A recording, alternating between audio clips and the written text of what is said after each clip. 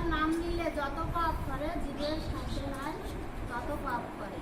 আবার সেই চৈতন্য চৈতামৃতে বিপরীতে বলেছেন আরেক জায়গায় যে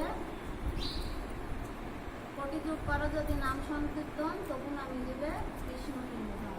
যদি নাম নিলে নিরপরাধে যদি নাম নেওয়া যায় তাহলে একবার নাম নিলেই জীবের সাধ্য নাই যে সেই নামে যে কৃপা হবে তা জীবের সাধ্য নাই সারা জীবনেও সেই পাপ করবে।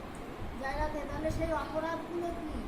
নিরপরাধে নাম নিতে গেলে আমাদের কোন অপরাধগুলো থেকে মুক্ত থাকতে হবে?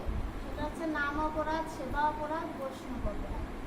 তার ভিতরে হয়ে যায়, কিন্তু বৈষ্ণব অপরাধ যার কাছে আমাদের অপরাধ হয় সে ক্ষমা না করা পর্যন্ত আমার গোবিন্দ আমার গৌর তাকে ক্ষমা করতে পারবে না।